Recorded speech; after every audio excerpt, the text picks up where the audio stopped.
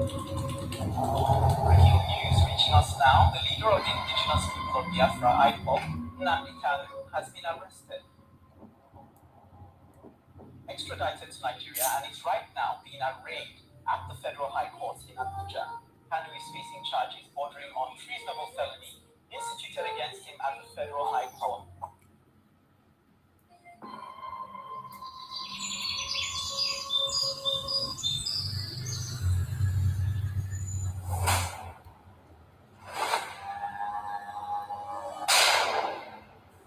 It was an unjust war.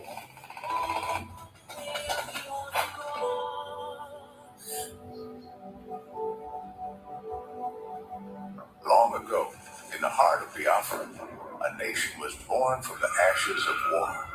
A war that scarred the land and its people, yet it never killed the spirit of freedom. The war game of Biafra is purely to prevent ourselves being slaughtered, nothing more.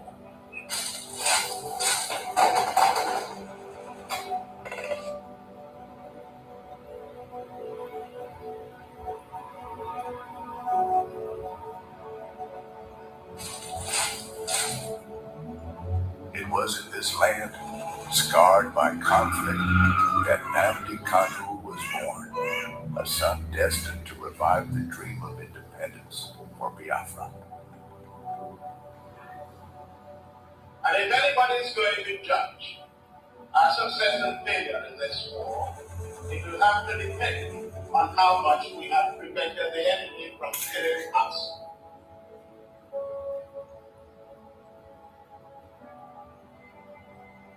Raised with the echoes of his ancestors' struggles, Kanu understood that the wounds of war ran deep in the hearts of his people. The scars from the Biafran War, which ravaged the land and cost countless lives, had never healed. The dream of an independent Biafra, broken but not forgotten, lived on in the hearts of those who survived. It was these voices, these memories, that called him to action.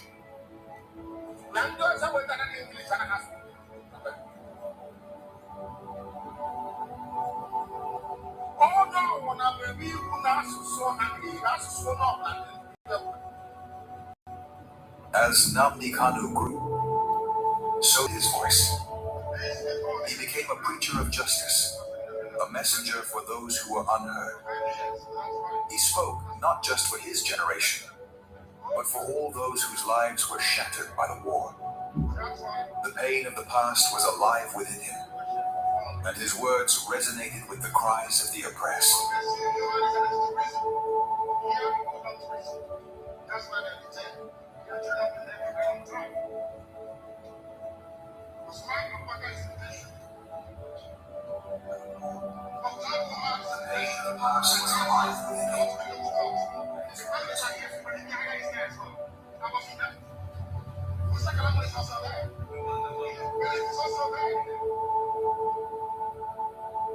But as Kanu's message spread, so did the fear of the establishment. His calls for self-determination grew louder, shaking the very foundations of the government. They feared the revival of a Biafran spirit, one that could awaken the wounds of the past and ignite a new conflict. And so, they moved against him.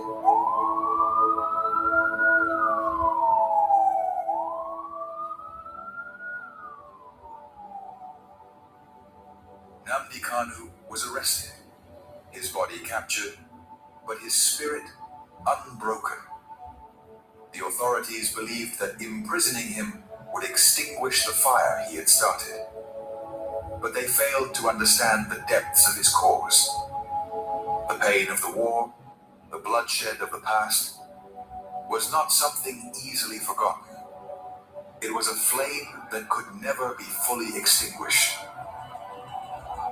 His arrest became a symbol of the struggle that began in the blood-soaked fields of the Biafran War. The demand for freedom was still alive. The fight for justice continued, not just for Nnamdi Kanu, but for all the lives lost, for all the children born into a world of scars.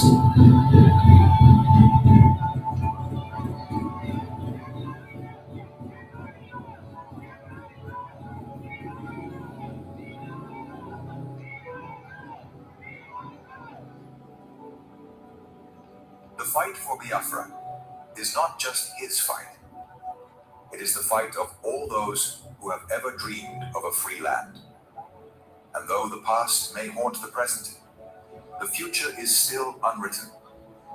As long as the story of Nnamdi Kanu is told, as long as the voices of his people rise, the dream of Biafra lives on.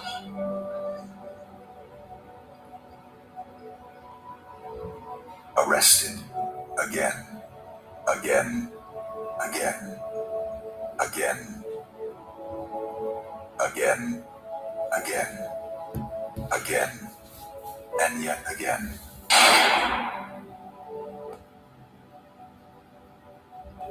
I agitate for Biafra. I agitate for Biafra. My right to agitate. My right. They don't need from this little felony. Now to them.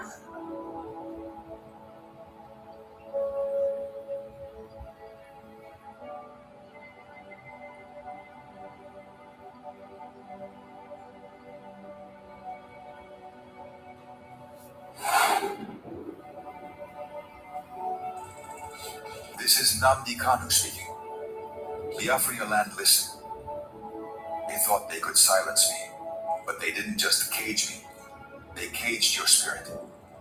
They made you forget that our land still bleeds, that our people still suffer, that nothing has changed.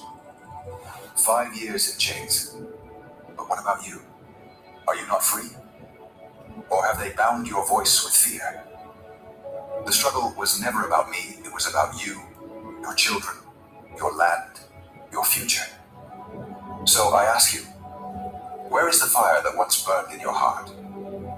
Where is the voice that once roared for freedom? Wake up! Rise again. Speak. Act. Remember who you are. This is Nnamdi Kanu.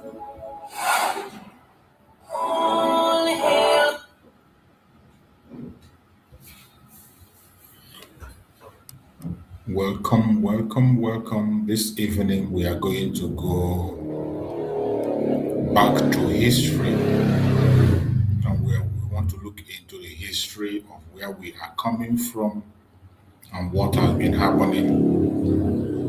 We have to look into so many important part of history. It is very important that we go back to those historian things. As Nigeria never teaches history, we're going to need go back to history, some informations that we gathered from history on what transpired during the Civil War that many of us have been seeking for answer for a very long time. So we're going to try to go back to seek for those answers, for it is important that we dive into those issues. So we try as much as possible to go into them, and we look into some of those matters that we can be able to get into. Let's listen and hear what Edmond. This very video is credited to Edmond Okilo. He has been doing a very wonderful work, Edmond Okilo, presenting information on state affairs and what transpired in Nigeria. So let us listen to this very interview and what they have to. What ran through my mind? How is he doing? Is he fine? It's been long I heard from him. It's been long I saw him. And when your voice came on the phone, it was still as rich as ever. And I said the general is still strong. So this time, I need another interview with him. You are still strong. Praise the Lord. You'll be 85 by the end of this year. Yes, 24th December.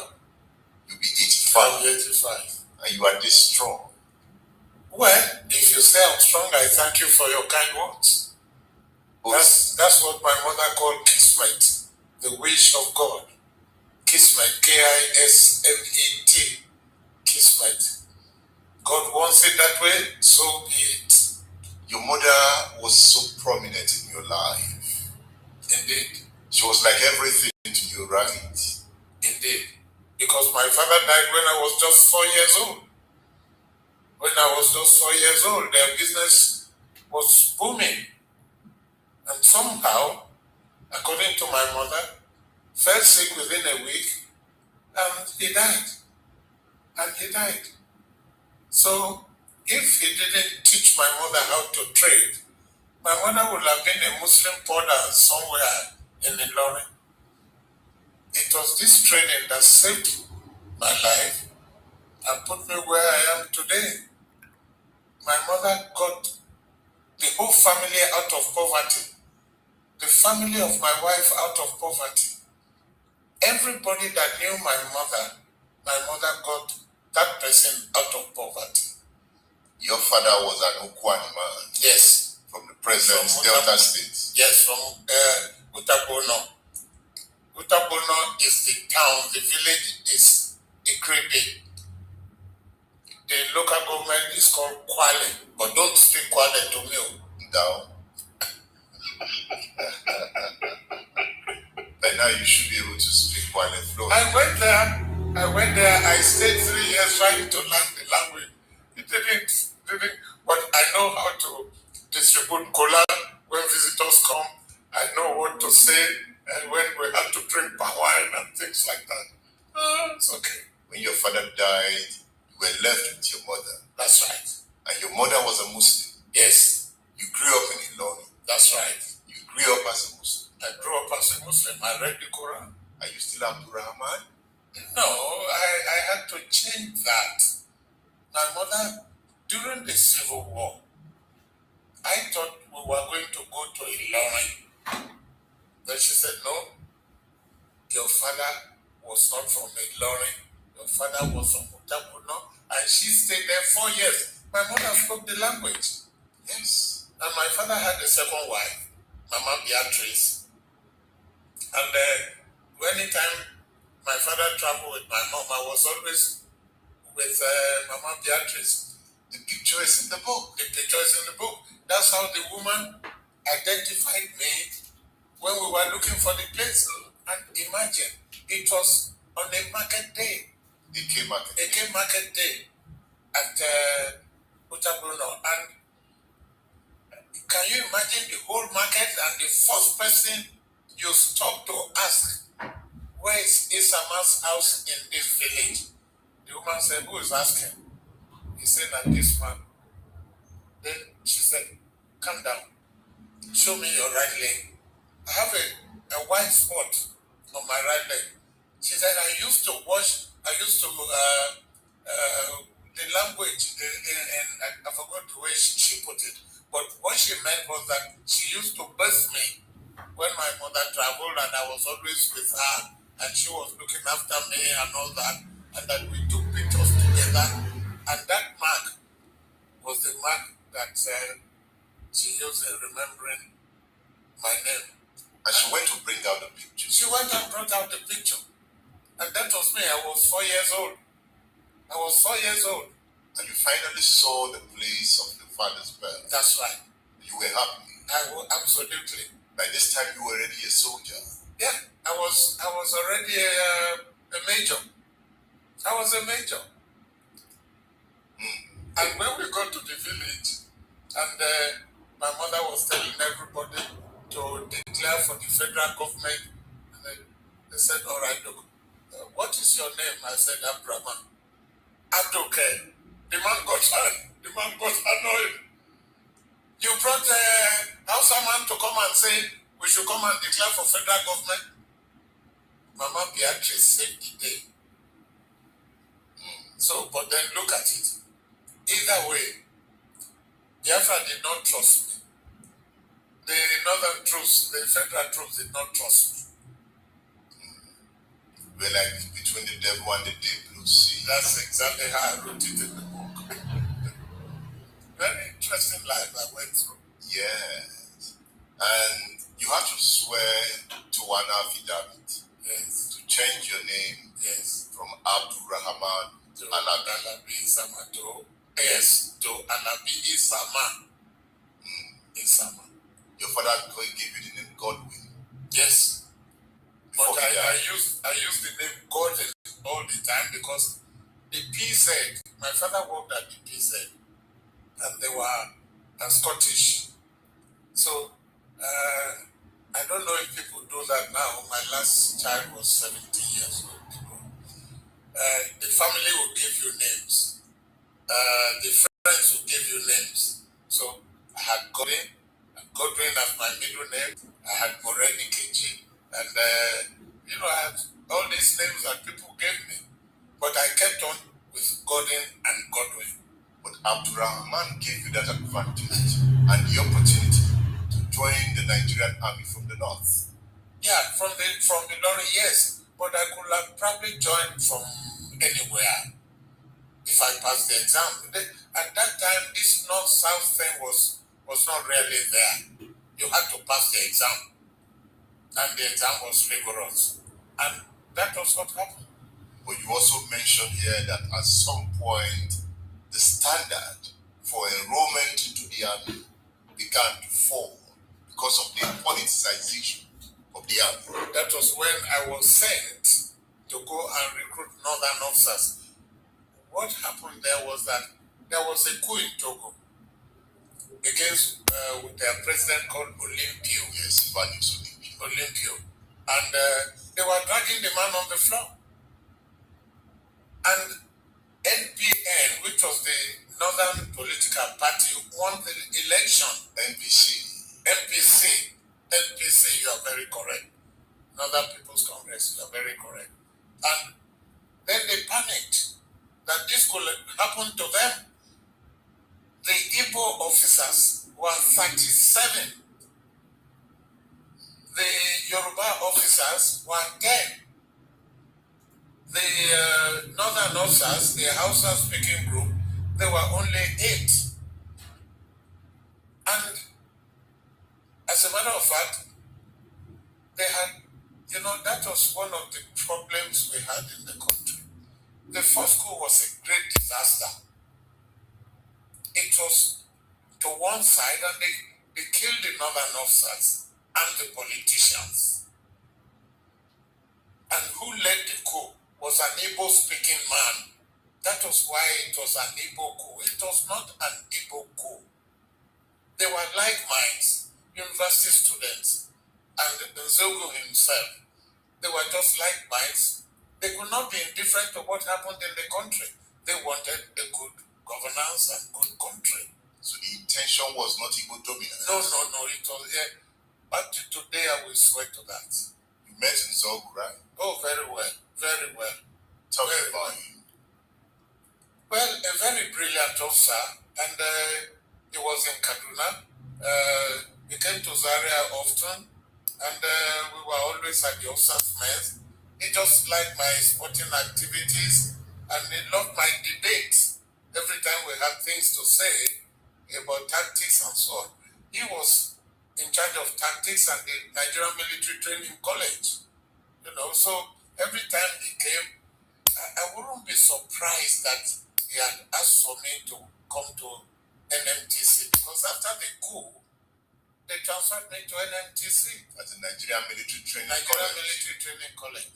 So I wouldn't have surprised that he asked me to be transferred to the military college, because he was always discussing tactics and strategy with me. I was a very young officer to him. Was he a very calm person? Oh yeah. When you use the word calm, just a nice, intelligent officer. He loves discussing tactics and strategy. And he loves reading books. Every time he came, he would ask, which book did you read today? I read a book called The Gun, The Ship, and then military books and so on. He loved discussing tactics and strategy with me. Did he appear revolutionary?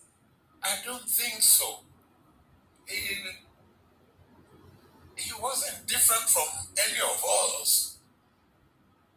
And he never discussed in the officers' mess things happening about politics and so on. Even up to today, I never loved talking about politics because I just cannot understand politics. So from what you know today about his role in that, was he deceptive? No, he meant well. He meant well. But, you know, issues like this, let me put it this way. Human beings, the vitality of human beings is peaceful. But even by nature, human beings are humane. We're nice people. We want good things. We want good life.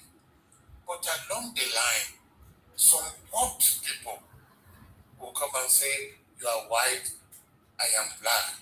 You are north, I am south. I am rich, you are poor. In the east, they will say Osu and rich man, all those. So they play on your emotions. Many civilians perhaps had done that to him. And because they did that to him, maybe he got these ideas. But he probably had discussed issues with friends, people of like minds. I was too junior for him to talk about situations like that with me. But he respected my contributions in conferences, in debates, and sports. When you got to know that he led the coup in the north, how did you feel? I was on holidays. I was my first leave ever in the army. After my operations with Njoku and General Mama Larry, we had an exercise called Exercise Bellyache, where instead of Njoku capturing me, I captured Njoku. The story is in my book. You know, from there, we started thinking that things were not going well in the country.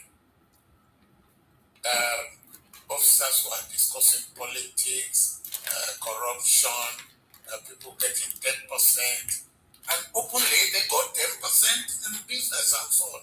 But I was a bit too young to discuss such issues with senior officers. It's not like now where junior and senior officers were talking. In the officers' mess, you have to take your place in those days. But these so-called senior officers, they're young men. Yes. Some of them were in their late 20s. Yes. The thing was, they took over from the British. The British had their nose up. They too had their nose up. It's still happening to today. The leader was British. You took over from him. So, Alabi that used to come and discuss with you and play with you and eat with you. Oh, now I'm a governor. You don't have a chance. Oh, it's at the gate. Tell him I'm sleeping. You know, so the situations went wrong. Situations went wrong after the independence in the country. And the reaction from the copies, from the Zobus, yes, was appropriate. Is that what you're saying? Well, at that time, the killing was not, I couldn't have imagined them killing anybody, especially the senior officers. In fact, my mother said, and I wrote it in my book, that whoever killed Sadana would not see Christmas. Yeah. And many of them never saw Christmas of that year. That was what happened. I mean, it was very bloody. My mother was coming from Zaria to see me at Kaduna because she heard that they were killing officers and everybody. She was there discussing with some people in the public transport, and they happened to be Ukwane people. So she spoke the language with them. They got to the roadblock. They told everybody to calm down. these two people, husband and wife, were killed. That started my mother's involvement also in the Civil War. Look at how you wrote it here. Yeah. Said on page 27. Okay. In the public transport, my mother sat by a couple who were speaking Ukwani, the language of my father, a language spoken by the people of Ndokwa area of today's Niger Delta area. Okay. The couple was shocked to see and hear an Ilorin woman with 3 tribal marks speaking Ukwani language fluent. They became friendly and chatted away in a bus in which they were traveling.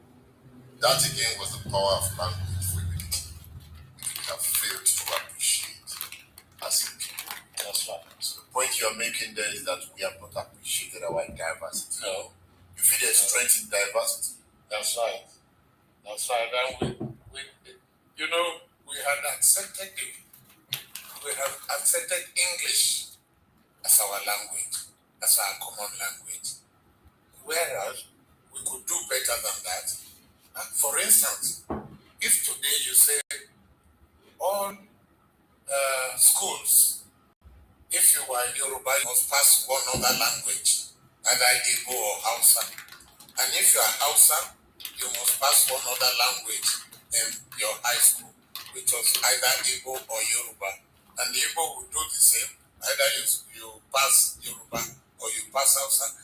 Can you imagine the number of teachers, Igbo teachers that will be in the north, Yoruba teachers that will be in the north, Hausa teachers that will be in the north, in the east, in the west, at that time? Do you understand what I'm saying? Yeah. So there would have been so many Hausa teachers teaching Hausa language in the west, in the east, and even in the north, because the north also had Yoruba and Igbos living there. So that would have brought deeper integration. Oh of yeah. tribe. Oh yeah. By language, all of us will have probably, by today, we will have had a lingua franca, even if you didn't have it. But I would have known how to speak Yoruba or how to speak Igbo, a language other than my language. You said here, then the bus was stopped at a military roadblock mounted by northern troops between Zaria and Kaduna. Yes. During the arrest after the coup, right in front of my mother, these 2 Igbo look-alike families were dragged aside and shot dead right there. That was happening in Kaduna then. Yes. And that is what we Between see. Kaduna and Zaria and the roadblock. And that has been described as the pogrom. No, you see, well, you should check the meaning of pogrom. Were they trying to eliminate a whole tribe or a whole group of people? This language has been used many times depending on who you are talking to about the Civil War. When you use the word pogrom, what about the Zogo group that killed all the northern leaders? Was that a pogrom? In this case, the Hausas couldn't reach the eastern leaders. They just killed traders and passers-by that looked like Igbo. So is that Many from Calabar, many from Sapele. People, in those days, if you were not speaking Hausa, Igbo, or Yoruba, Sapele people, Gwari people, all of them, if you were not speaking Hausa, you were not you are not from the north. If you are not speaking Yoruba, you are not from the west. You know, your mother got worried Yes. after experiencing that thing. Yes. And she came to you, Yes. insisting that you have a mission to achieve, Yes. to save your father's People, that's the way she put it. That's the language she used. To save my father's people. Now, Elijah, you're talking about my father's people. Who are they? I've never been to the village. I was born in Ilorin. I followed you and my father, according to you, to Kwale. You people stayed there for 4 years. You were able to speak the language. I cannot speak the language. I was told that I was speaking the language when I was little, but I couldn't speak the language after all, since I stayed in Ilorin and in Abeokuta. I didn't speak the language anymore. So who are these my father's people? That was the problem between myself and my mother. And she insisted. She wouldn't take no for an answer. And you must deliver. She went to Emir of Ilorin. Who was in a meeting at that time? At Kaduna. And she also... She wanted to go to Ilorin, as a matter of fact, to meet the Emir. But then we were told that all the emirs were holding a meeting at Kaduna with the governor. That was Usman Katsina. So we went to Usman Katsina, who took us to the Emir. The Emir came back to Usman's office, who was the governor of the northern region at the time. And that was how my mother told her story again, that she would like me to save the lives of as many of my father's people. Alaja, what are you talking about my father's people? Who are they? This was your mother who didn't want you to join the army. That's right. Now you have joined. Now I joined the army. Now you know I wanted to leave the army with all these killings. And you say no. And you must save your father. My father's people. And you began that mission. Of course I did. To save military officers of southern origin. Yes. You put some of them in the train. Yes. Particularly those of the NMTC. They started killing the Igbo officers at NMTC. In fact, I wrote about one Major Uwakwe, Simon Uwakwe. Very nice officer. He was my classmate. We went to England the same time. We joined the army the same time. Very brilliant King's College boy. He was from Arotuku. They shot him at the back here, and the bullet came out of his mouth. He refused to die. Died. And that's exactly the word I use in the book. He refused to die. We put him in the plane. He got to Lagos. They drove him off. And he lived. He lived. It was brutal during that time. Everybody was killing everybody. There was no command and control. Everybody was killing everybody. Even those you put in the train at some point, they were ambushed at Mina. They were ambushed at Mina. Adekule himself was ambushed at Mina. He was shot. He was shot. But he survived. He survived. And then even in Marine Commando, he saw all these people that shot him. They were there. He discussed with them. And your activities got to the notice of rebellious soldiers who wanted you dead. That's 4th Battalion. Because, now, here was the point. When I was in 4th Battalion, when we did Operation Bellyache against Njoku's 4th Battalion. And there was one Captain Amadi, Major Amadi. He was senior to me, who was in charge of the Wete operation in the West. But he was siding the Obga people. I think that was the Awolowo people.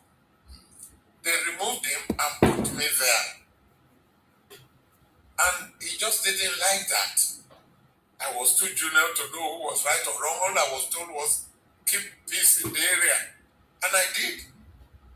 And it was so successful because I was able to meet people that went to Ibadan Boys High School.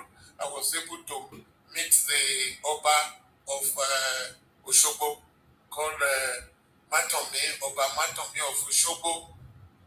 And the Oba at Ede had just passed on. 2 of his children joined the army from my recommendations. So I did very well in the area. And I was very popular. He didn't like that. He reported me to my boss. The picture is in the book that I was always sleeping in Ibadan instead of sleeping at my headquarters at Oshobo. I moved, he had his headquarters at Oshobo. I moved my headquarters to Oyo. So I was not there. Then one day, that I was always going on patrol at night, my officers, Ini, Magoro, they will go on patrol by day. I will patrol by night. So by night, the man came and didn't see me. And he asked the officers and the soldiers, and they said, I've gone on patrol, I will soon be back by 6 o'clock. By 6 o'clock, I showed up. He said, he was told that I was never around with my troops. But the point is, there had been peace since I got there. How did I do that? And they said I was sleeping at Ibadan. I was not sleeping at Ibadan. And the soldiers that we went on patrol with every night confirmed that I was not sleeping anywhere at Ibadan. So the Igbo officers in 4th Battalion were not my friends. So my friends were Hausa officers. I wrote it in the book like that. So during that coup, they killed this commander, Abogo Lajima. And they expected me to come back from leave so that we can kill the Igbos together. But I didn't come back. I spent my leave. And I went to see Zogo at the brigade headquarters. What is happening? He told me the story. I was there with Zogo at the army headquarters, at the brigade headquarters. You see, so the 4th Battalion was expecting me to join them in killing the Igbos and Igbo officers in Ibadan. No, I didn't come back. When you didn't join them, they were now looking for me. And I was now saving the Igbo officers of NMTC and the Igbo civilians that came to the train because it was announced on radio. and Hassan Katsina backed you in that operation. Yes, he gave me all the authority to use the vehicles, to take the rail and all that, to take the coaches and everything. Was he really sympathetic to the cause of the Igbos and other Southerners in Kaduna? Exactly, that was a word I would like to use. He was very sympathetic because when Nzogu was killed, he gave Nzogu a full military burial. I want to ask why. Because, when was that done? Because Nzogu was friendly with everybody. He was so educated that when Nzogu, when he discusses with you, you will see that this man has something upstairs. He was very friendly with everybody. He went to us and he said, hey, which one will you do? Are you joining me or not? And that was say, I joined you. If Hassan did not say I joined you, You probably would have gone him down. he was that tough. Well, that's not tough. That's not tough. I would not say that's tough. Because I just can't explain it. To me, it will be wickedness. It's because you don't care about life. It was a desperate moment. Yeah, but desperate about what? It was a revolution. Yeah, well, if it was a revolution, then you must succeed or you are dead. You must succeed or you are dead. It's either of the two. But then, by the time he got to Lagos, he was arrested by one war and all that. They didn't do anything about it. Even if they had just put them in jail. But they were in prison. Yeah, they were in prison and nothing happened. There's a picture in your book on page 23. Okay. My sent off from 3rd Battalion at Kaduna to NMS Zaria, 1962. Yes. You have David Bamigwe and Lieutenant Emmanuel in this picture. Yes. You know, we talk more about Zogu, the role of Zogu in that coup. Yes. If Ajuna does not get the kind of mention that Zogu gets, why is it so? Yeah, because the world doesn't think about the second person. You are either first or nothing. But he was key to that coup. Yeah, he was, but he was a failure. He did not accomplish anything. In the Lagos end. In the Lagos end, he got 1 or 2 people killed and he ran away. In fact, he got to a stage that he was afraid of killing again. So he wasn't wicked. He wasn't a kind of, he didn't have that kind of mindset of killing. He was like a revolutionary and didn't bother anymore.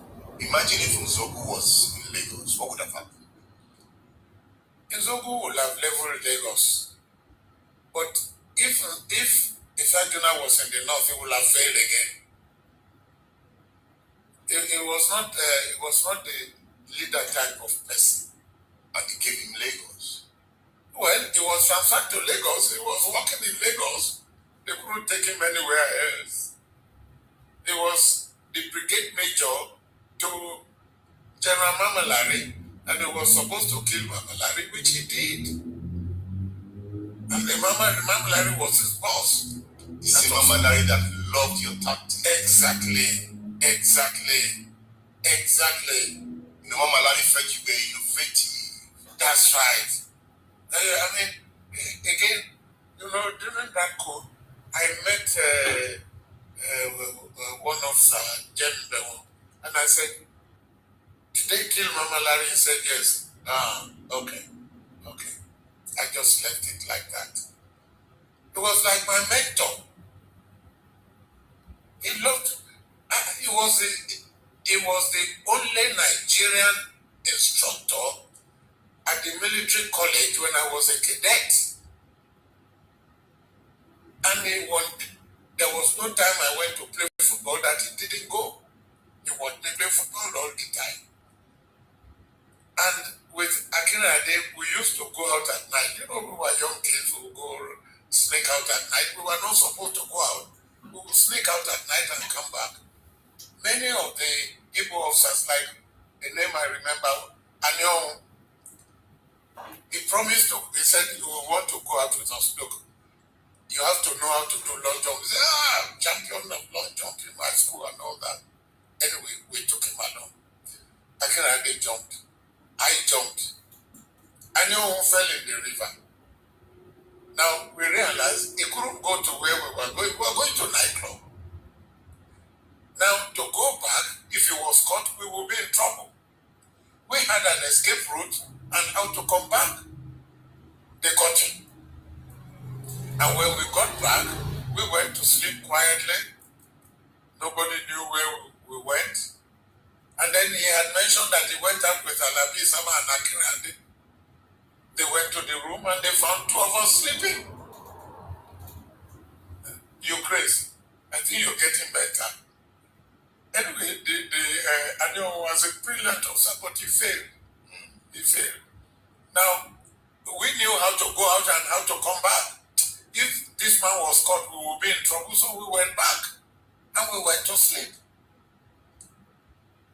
The only people that knew we went out were the people, my bedmates and all that, and the roommates and so on. So when that's members of the 4th Battalion, when they came to Kaduna and they needed you dead, they wanted me dead. The For way- not supporting them. the way you were sneaked out of Kaduna is interesting. Yes. You got a plane ticket. I got a plane ticket paid for by Abba Kyari. He was a major, I think, or lieutenant colonel, anyway. And then he told Waziri, who was an instructor with me at the tactics school. They had NMTC, Nigerian Military Training College. And if the Nigerian Airways never arrived on time, 8 o'clock, was supposed to take off 8 o'clock, to arrive like 7:30, take off 8 o'clock. It had never arrived even before 9. But on that day, it took off exactly at 8 o'clock, and we were told that 4 battalion people came to the airport. They said, They came to look for you. yeah, they came to look for me. They wanted me to be with them. There was just chaos everywhere. They There was wanted, no control. who was going to do the control? There was a revolution in the country. It was a disaster. Everybody was to himself and God for us all. That was the counter coup. Oh yes. Oh yes. It was more bloody, right? Of course it was. They couldn't reach Igbo leaders, so they bounced on the traders. Of course, they bounced on the traders for two reasons. But why were the army killing private citizens? Because the army was involved in the public execution of Southerners. Why did the army do that? No. The army was looking for Igbo officers and soldiers. And when they could not find them, and when they killed the ones they found, why not just go on with the officers and leave the private citizens? Elijah Bilo, when you see them, ask them this question. How will I know? How will I know why they didn't do that? But what I am trying to tell you was that when they couldn't find the Igbo officers, they bounced on the traders for two reasons. I haven't completed that sentence for two reasons. The first reason, you were Igbo. Okay. The second reason, you had attractive items. You were the one selling TV, radio, cars, and so on. If you were killed, the rest of the of course they would. The rest of their property belonged to you. They took over their houses, and then there was a revolution in the country. Uncontrollable. If you survive, by the good grace of Almighty. So the ticket you got was not really for a meeting with Gowon. So when I got to Gowon, I said, no, he had been told that they saved me because 4th Battalion was looking for me. You know, to show you how people seem to like me in the army, my activities, my sporting activities, my debates and conferences and training. I was very popular with the troops as well. Why were you so excited to go on a tour of the North to educate school students to join the army? All right. It was not my idea. The late Sadana, may he rest in peace, he told one Kakgreen, the picture of Kakgreen is in the book. And I was like a brilliant northern officer. I was at drama, remember? And Lauren Pessin, I read Quran and all that. Now, he specifically pointed that I should go and recruit northern officers because there were only 8 and the West only 10, the East 37. So I went to Gindri, Kefi, Barewa, all these schools in the North, Lawrence, GTTC, Umuaron, all secondary schools in the North. We didn't get enough. So we lowered the standard for teachers training college. Lowered the standard? Yes, and that was still not enough. So there was what we call RSA, a British exam, which was said to be equivalent to GCE or something. Anybody that passed that was also recruited because nobody in the North wanted to join the army. The civil service was just, even in the country, nobody in the Western region wanted to join the army. But the question is that the standard had to be lowered. You pay attention to this very place. You see that initially it was the Igbos that were on the top. We have up to 36 or 37 officers from the Igbo side. Yoruba had 10 and Hausa has less than 8. They were not interested. None of them were interested. But after the counter coup, they killed all the Igbo officers. You can imagine that it was this man that was going to beg them, recruit them, and even for them to be able to come in, they have to lower the standard. They lowered the standard. That was what one of the soldiers was also speaking that I played here in one of the cities that we had, how they lowered the standard. And it was this lowering of standards that brought the Northerners in. That today, these same people who the standard was lower to put in the army, today they are the ones that are in charge everywhere. They have been able to exterminate every other person, and they are the one that are in charge. And you want the Igbos to join your military now to become followers, to become slaves. These histories are very important for people to be paying attention to it. Very important. This man is telling a story. Some of these histories are something that we don't pay attention to. We don't listen. But when we see these videos, why we play it is for us to digest it, listen to it properly. Some of you think we are playing it for fun. It is not for fun. I'm going to be bringing many videos that this Edmond Okilo made. I'll be bringing them to use them on live stream and play and explain certain things. This man made a very outstanding, even in that Igbo coup, you hear him say it, that it was never an Igbo coup. The intention was never to dominate anybody. That wasn't it was for a better Nigeria. But out of their wickedness or whatever, they made it an Igbo coup. To an extent, you see how he explained everything and how they lowered the standard just to accommodate the North. And see how they conducted the program, how many people were murdered in cold blood, how many Biafrans lost their life. And you had the question that that Michael Kilo asked him. Why did they stop after they have taken the life of senior officers? Why did they go ahead to take the life of the civilians? And the man couldn't answer. He said, when you see them, you ask them. And in his own way also, he said there are two reasons why they attack the civilians in the North. The two reasons, which is also the reasons we are saying, and which is also the reason they are still attacking up to today. One, because of our properties in the North. Two, because of Igbo man. The hatred for being an Igbo person in Nigeria is a crime. And the envy of us not being beggars because of the properties we have, they want to kill us and take over our property. And sometimes they don't hide this thing. Even people in Edo State say it. Even people in the South Side, they say it. The success of the Igbo man is the envy of every region in Nigeria. And that is the genesis of the hatred we are seeing today. You see, when we play these very kind of videos, there are so many lessons to learn in it. We are not just playing it for fun. There are many lessons, so many lessons you need to learn.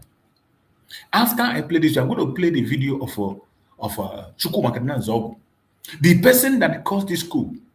He was not thinking of Biafra. He was not, it wasn't for the that guy is a serious one Nigerianist. The reason he conducted the coup was to create a better Nigeria.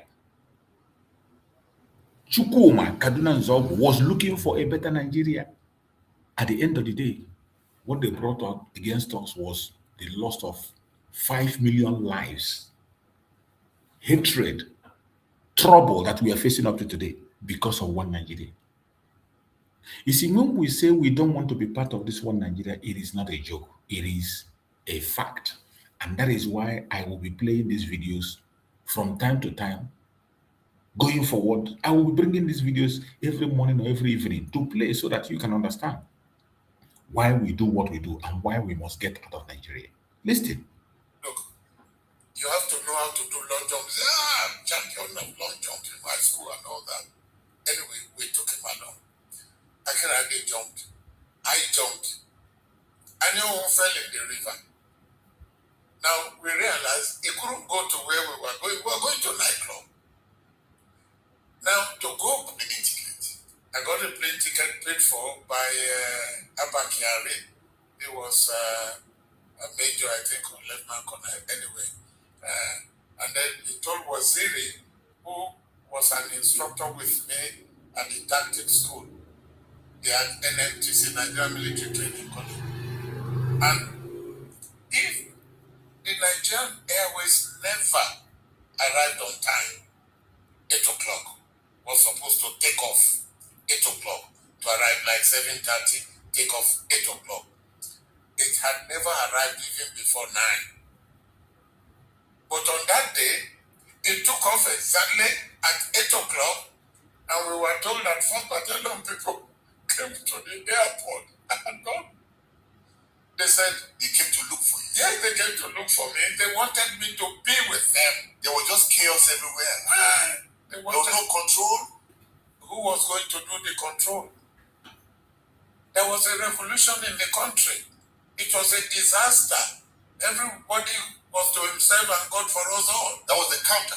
Oh yes. Oh yes. It was more bloody, right? Of course it was. They couldn't reach Igbo leaders. So they bounced on the traders. Of course, they bounced on the traders Listen for carefully. 2 reasons. But why were the Listen army carefully. private citizens? Exactly. Listen. Because the army was involved in the public execution of Southerners. Why did the army do that? No. The army was looking for Igbo officers and soldiers. And when they could not find them, and when they killed the ones they found, why not just go on with the officers and leave the private citizens? Elijah Bilo, when you see them, ask them this question. How will I know? How will I know why they didn't do that? But what I am trying to tell you was that when they couldn't find the Igbo officers, they bounced on the traders for 2 reasons. I haven't completed that sentence for 2 reasons. The first reason, you are Igbo. Okay. The second reason, you had attractive items. You are the one selling TV, radio, cars, and so on. If you were killed, Envy, the rest of the jealousy, greed. of course they would. The rest of their property belonged to you. They took over their houses, and then there was a revolution in the country, uncontrollable.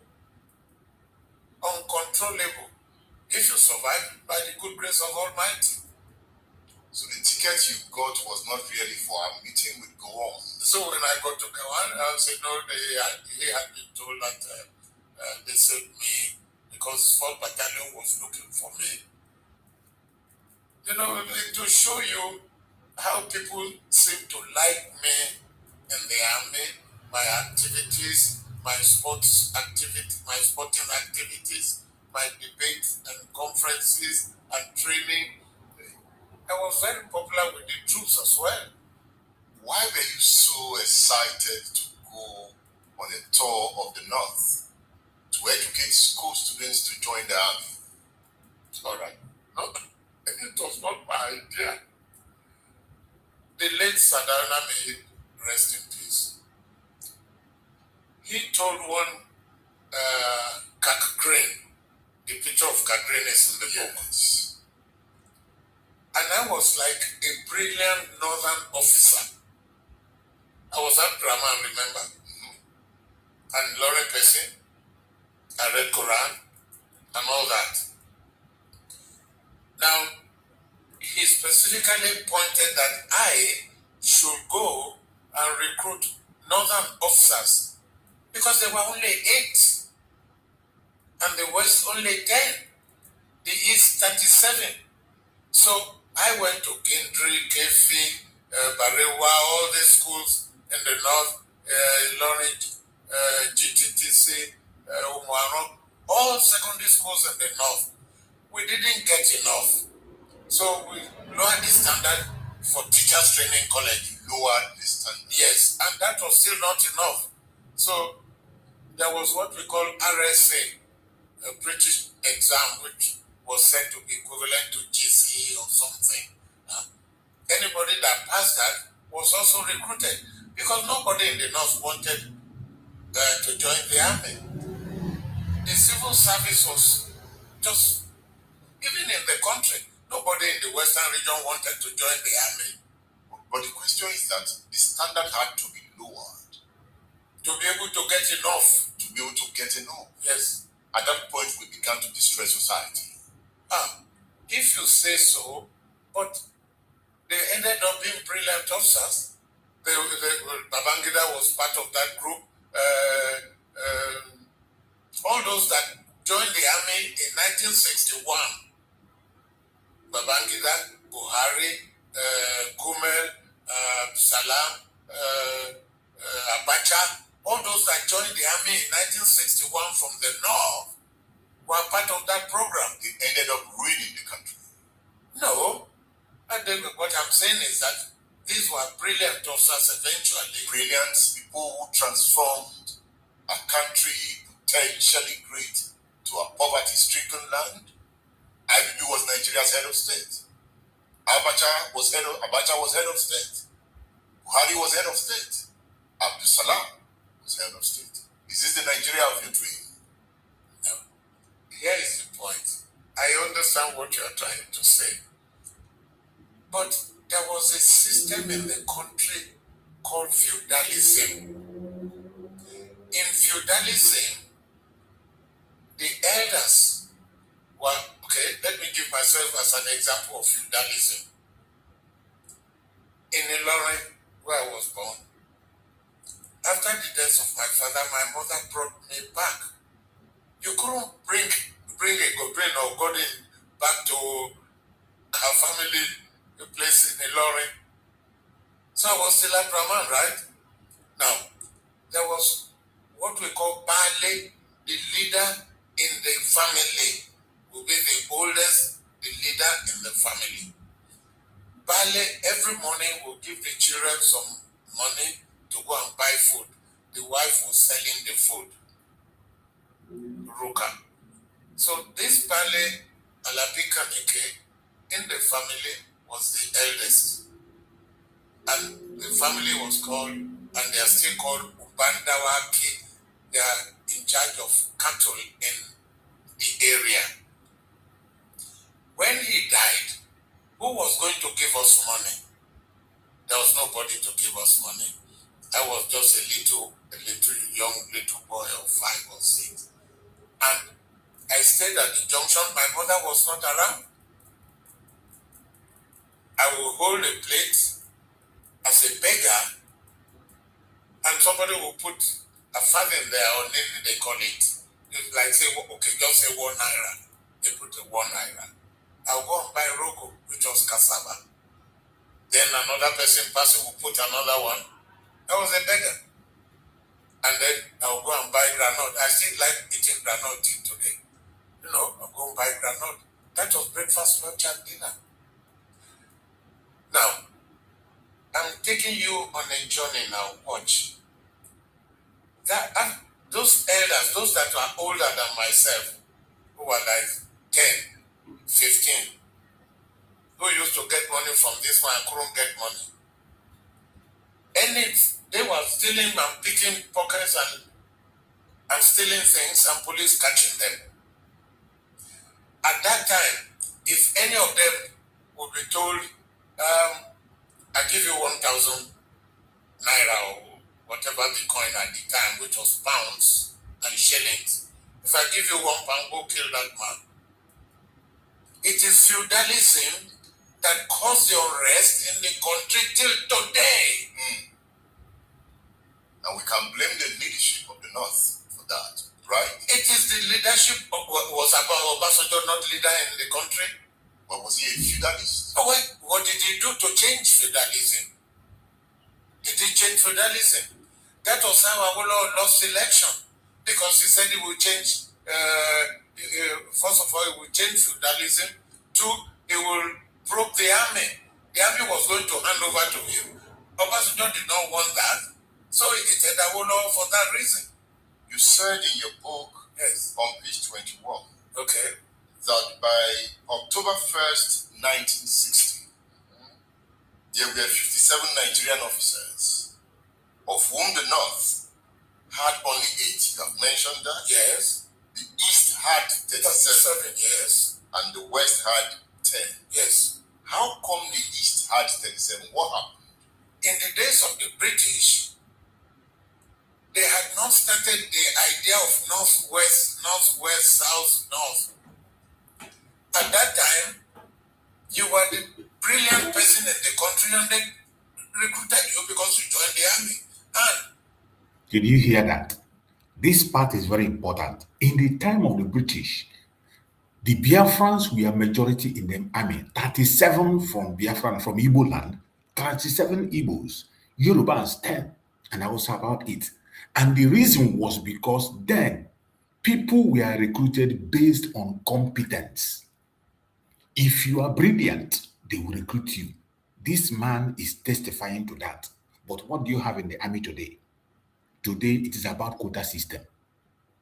It is about quota system. And they have succeeded in driving away the brilliant people from the army.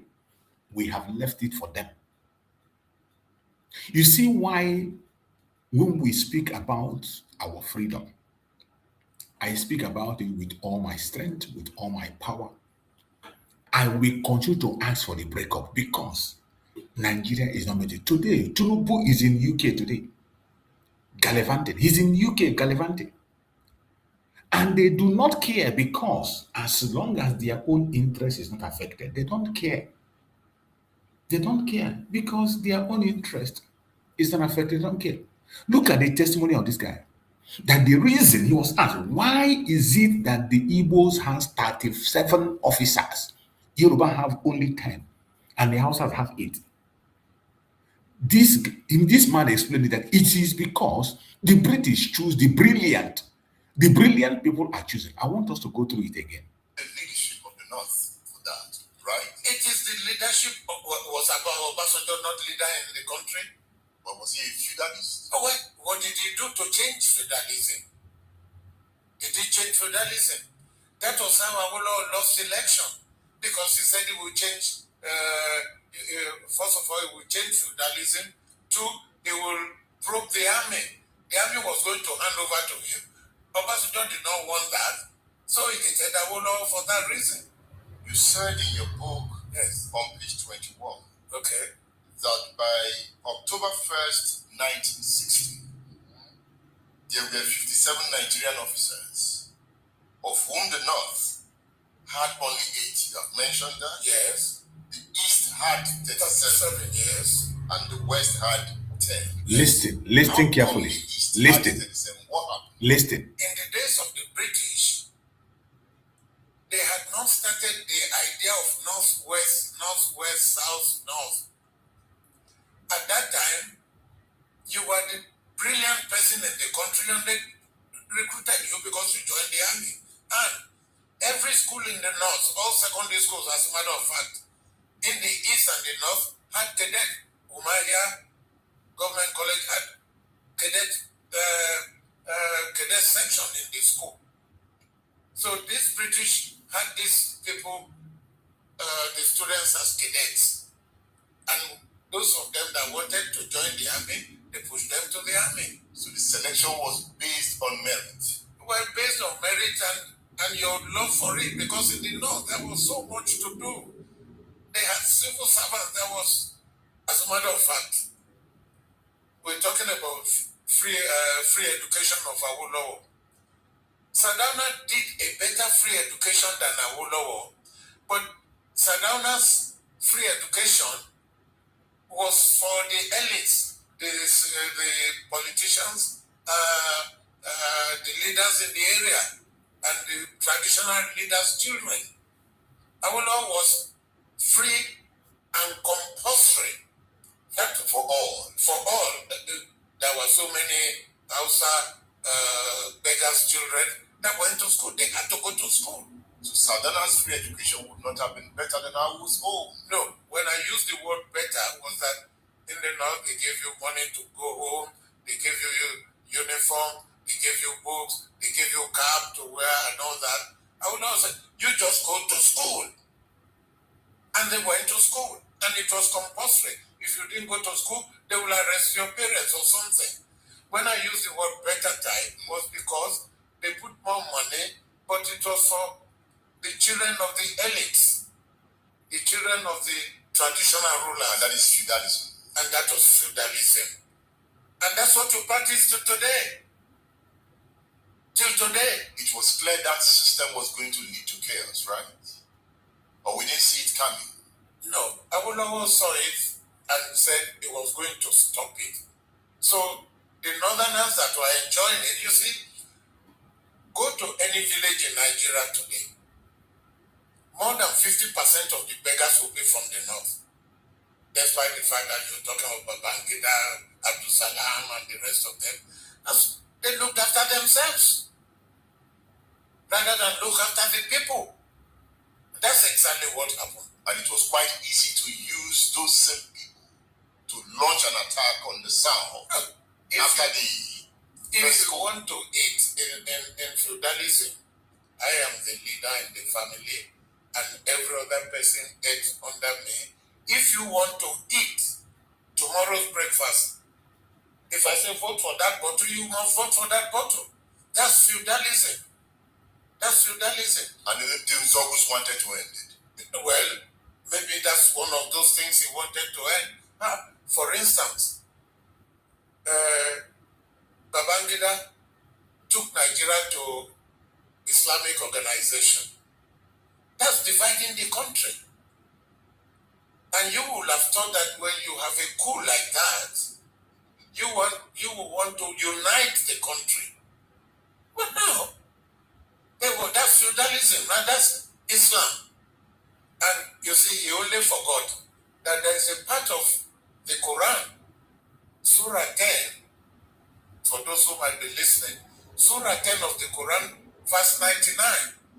There is no compulsion in religion. That's what Islam said. Any forced faith is a wrong faith. That's what the Quran said. Look at this book. A comprehensive detail. It is important we see this in. But when they say about this quotation he made in Quran, this is the confusion I don't understand. The same people who unalive anybody that walks away from the religion, he's been unalived. And at the same time, you come and tell me that they said that you don't force anybody into religion. If you don't force people into religion, then why do you now unalive people who go away from the religion? Why? That is the lie and the deceit that we always see, that we used to call takia. So that is the confusions we have. Look at Nigeria, what is happening. Now I want to play another video. This video is about Chukwuma Kaduna Nzogu. You will see that Chukwuma Kaduna Nzogu, how he died, the kind of person he was. The evidence to show that Chukwuma Kaduna Nzogu was not fighting for Biafra or Igbo domination or Igbo section. No, he didn't fight for Igbo. Even he was fighting against Ojukwu. Chukwuma Kaduna Nzogu was a one Nigerianist. The person, because of Chukwuma Kaduna Nzogu today, the Igbos are seen as enemy in Nigeria. They are being targeted. But that same Chukwuma Kaduna Nzogu, from what we hear, from what we saw on this documentary I'm going to play, you will see that even that man himself is not even an Igbo person. He's just a hardcore one Nigerianist.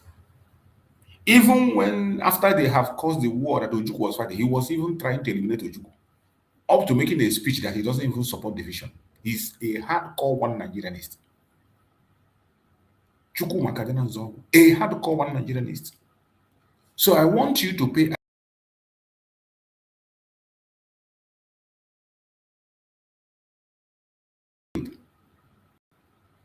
and the kind of person he was. So this is a kind of program that is will tell us more about Chukwuma Kaduna Nzogu. Let us listen and hear the information they have here. Consensus about how Nzogu died. What has remained disputed is who killed Cardinal Nzogu. While many people have alleged that Nzogu was murdered in a plot by Lieutenant Colonel Moiwoju to eliminate him for opposing the idea of the secession of the Eastern region, others claimed perhaps that he was killed while trying to defect to join the Nigerian army. As always, the truth is somewhere in between and much more simple than you think. But first, why is this important? In March 1957, the charismatic and disciplined young Nzogu joined the Nigerian regiment of the Royal West African Frontier Force against the wishes of his parents. Cardinal Nzogu was a Nigerian army major who took part and went on to play a leading role in the first military coup of January 15, 1966. He He was directly involved in the murder of many military officers and politicians in the north, including the Sardana of Sokoto, Sir Ahmadu Bello. What happened after the coup is not quite as expected, but will shape the future of the country to this day. However, for his role in this coup, Major Cardinal Nzogu was imprisoned by the military regime of Major General Agberosi at the notorious Kirikiri maximum security prison in Lagos.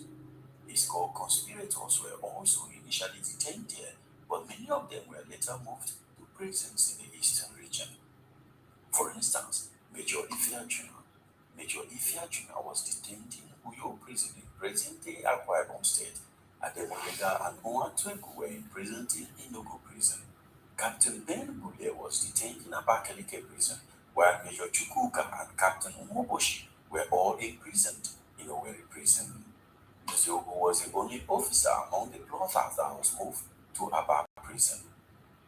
After the Ironsi was overthrown in July 1966, Nziogo remained in prison until he was released in March 1967 by the Eastern Region's military governor, Lieutenant Colonel Odumegwu Ojukwu. But not long after his release from prison, Nziogo had a brush with Ojukwu. Before anything could be mustered by Nziogo, his activities were curtailed after his release from prison. He and Ojukwu did not see eye to eye. Nziogo was never enthusiastic about secession from Nigeria. In 1967, Nziogo articulated his view in an interview with Dennis Ejendu. According to him, unquote, secession would be ill-advised, indeed impossible. Even if the East fight a war of secession and wins, it still cannot secede. Personally, I don't like secession, and if this country disintegrates, I shall pack up my things and go. In the present circumstances, confederation is the best answer as a temporary measure. In time, we shall have complete unity. End of quote. But as you or anyone else would expect, this interview did not go down well with Ojukwu. And as you may know, this interview became the last official statement attributed to Nziogo before his death. Meanwhile, relations between Ojukwu and Nziogo deteriorated further as Nziogo made no secret of his desire for a united Nigeria. Even though the war between Nigeria and Biafra was imminent, in April 1967, Ojukwu suspended Nziogo from all military activities. This time, the immediate pretext was Nziogo's involvement in the battle simulation military training exercise in Abakaliki and other towns in the eastern region. As you may know, the previous year, Cardinal Nziogo had turned the nighttime training exercise Damisa into a full-blown coup. So, Ojukwu was scared, or I would say, was being careful, and placed a ban on all such exercises. Not only did he ban such exercises, the relation between Ojukwu and Nziogo got so bad that Ojukwu was said to have considered putting him back in prison. On the 17th of June 1967, Nziogo wrote a letter to his friend, Olusegun Obasanjo. In this interview, Nziogo confessed, quote, "You have no doubt heard a lot of rumors about my relations with Ojukwu.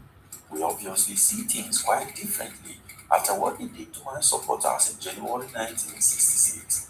He is also worried about my popularity among his own people. I was to be put back in prison, but he was afraid of repercussions.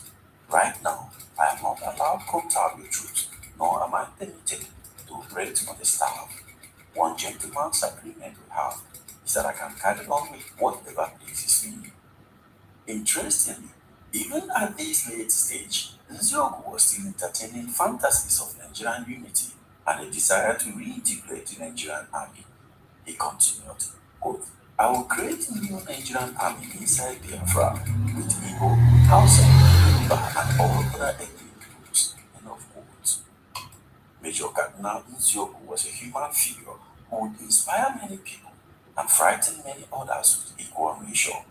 He was a personality cult, and a kind of hero worship grew around him in the eastern region, and he was being celebrated as an immortal and indestructible warrior.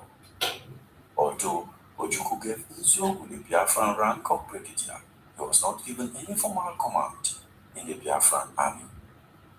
Despite not being officially part of the Biafran army command, Nziogu was not the type of character that would remain idle. Right from his days with the Nigerian army, his impulsive and rebellious nature towards superior officers has often been well documented. Lieutenant Colonel Patrick Awuna went as far as to describe Nziogu as follows.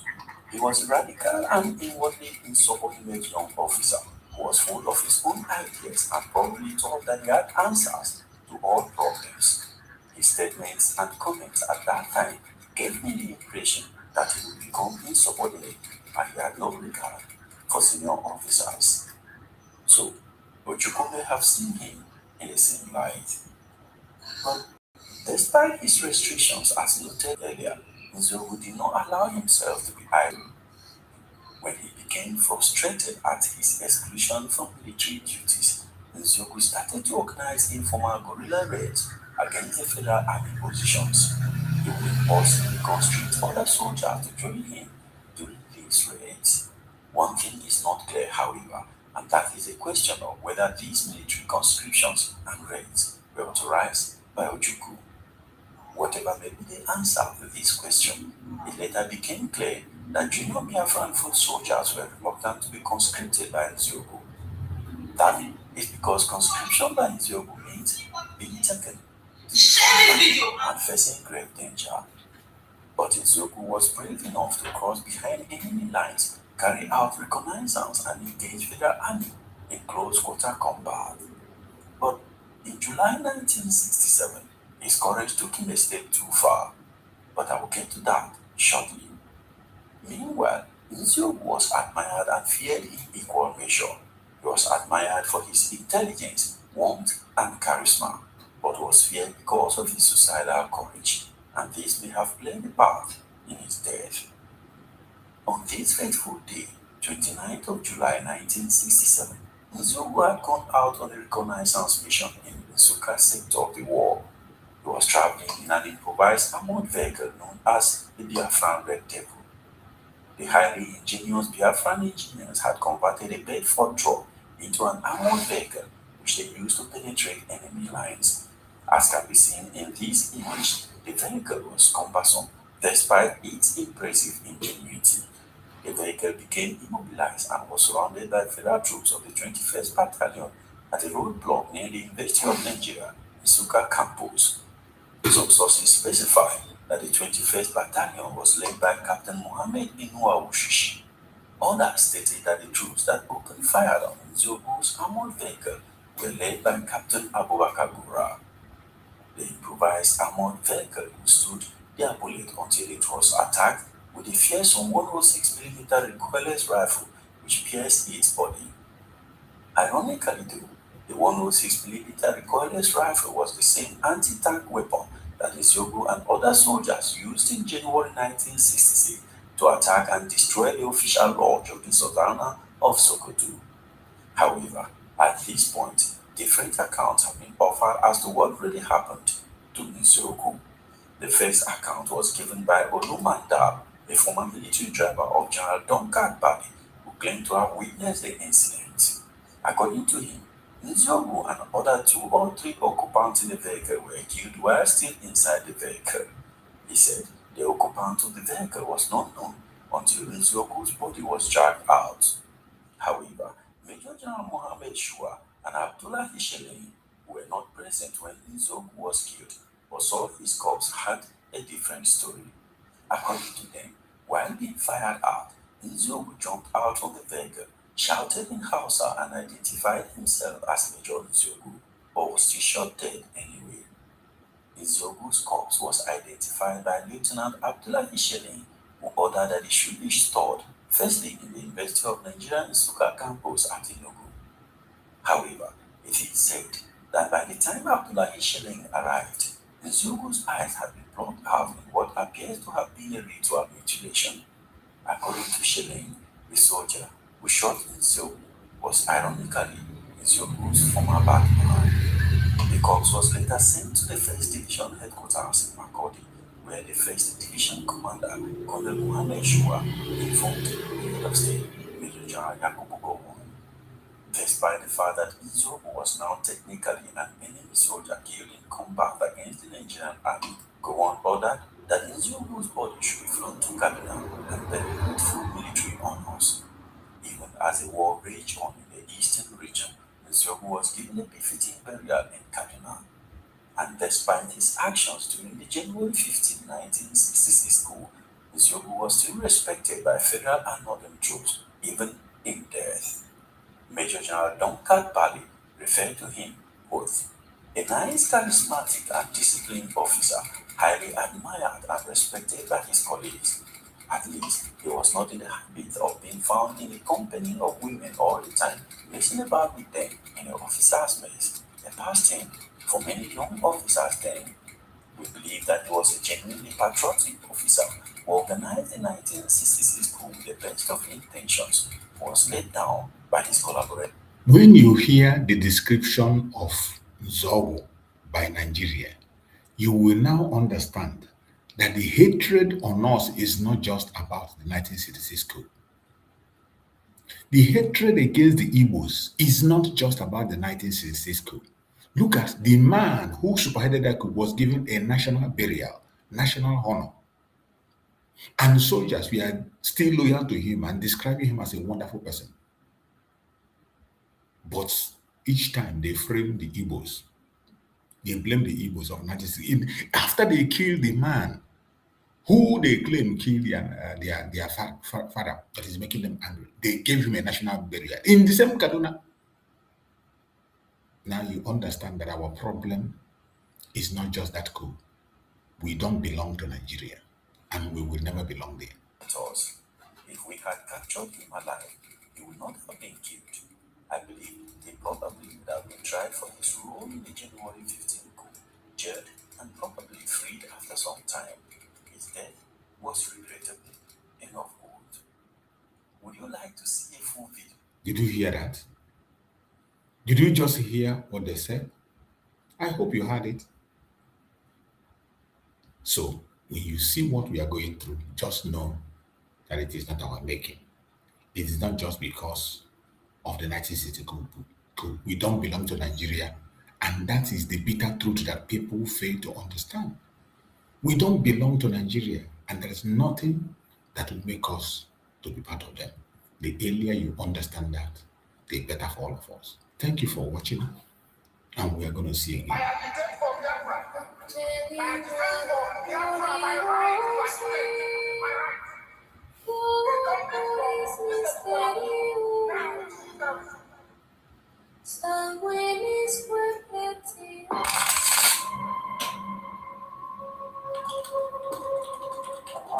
Breaking news reaching us now. The leader of the indigenous group of Biafra, IPOB, Nnamdi Kanu, has been arrested, extradited to Nigeria, and is right now being arraigned at the Federal High Court in Abuja. Kanu is facing charges bordering on treasonable felony instituted against him at the Federal High Court.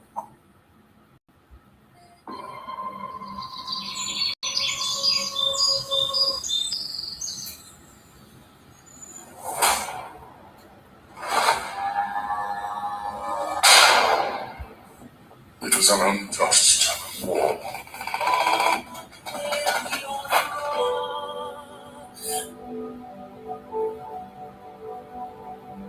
Long ago, in the heart of Biafra, a nation was born from the ashes of war. A war that scarred the land and its people, yet it never killed the spirit of freedom.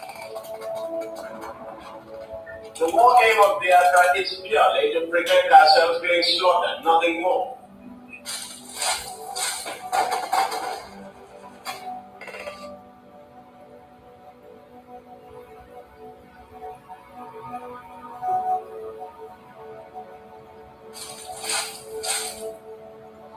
It was in this land, scarred by conflict, that Nnamdi Kanu was born, a son destined to revive the dream of independence.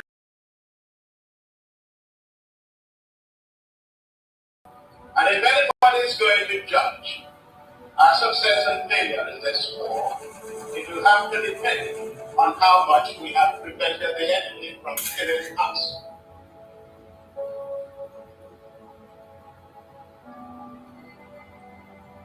Raised with the echoes of his ancestors' struggles, Kanu understood that the wounds of war ran deep in the hearts of his people.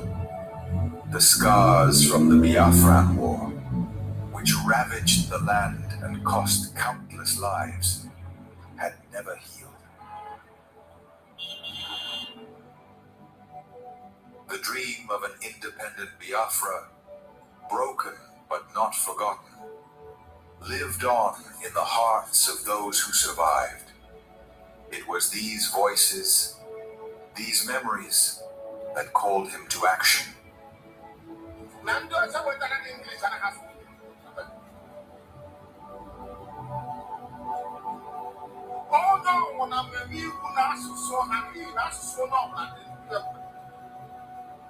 As Nnamdi Kanu grew, so did his voice. He became a preacher of justice, a messenger for those who were unheard. He spoke not just for his generation, but for all those whose lives were shattered by the war. The pain of the past was alive within him, and his words resonated with the cries of the oppressed.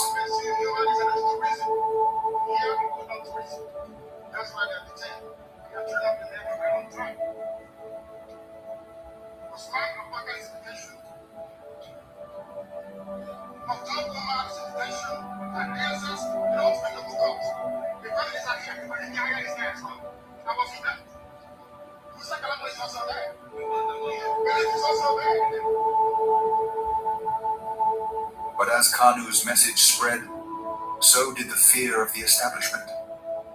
His calls for self-determination grew louder, shaking the very foundations of the government. They feared the revival of a Biafran spirit, one that could awaken the wounds of the past and ignite a new conflict. And so, they moved against him.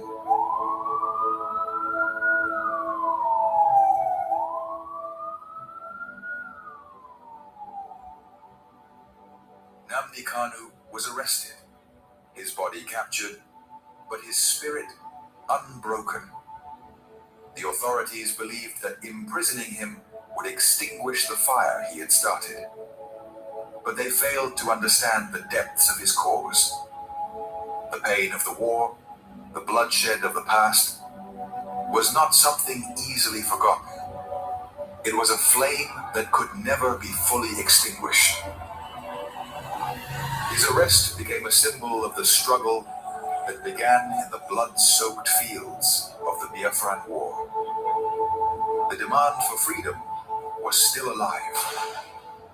The fight for justice continued, not just for Nnamdi Kanu, but for all the lives lost, for all the children born into a world of scars.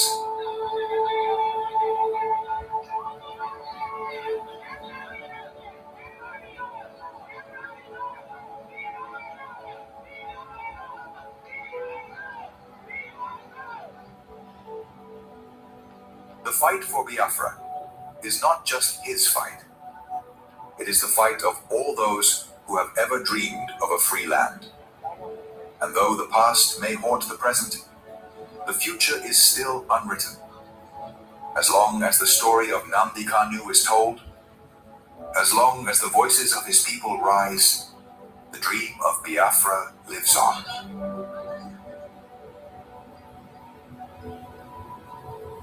Arrested again, again, again, again, again, again, again, and yet again.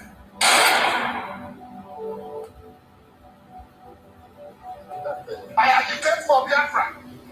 I agitate for Biafra. My right to agitate. My right. They turned it from visible felony now to terrorism.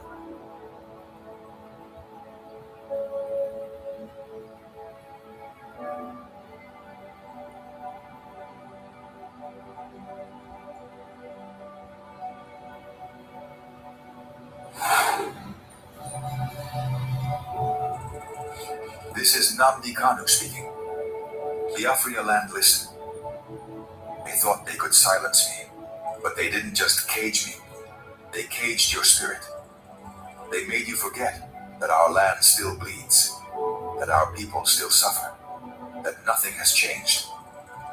5 years in chains. But what about you? Are you not free? Or have they bound your voice with fear? The struggle was never about me, it was about you, your children, your land, your future. So I ask you, where is the fire that once burned in your heart? Where is the voice that once roared for freedom? Wake up! Rise again. Speak. Act. Remember who you are. This is Nnamdi Kanu.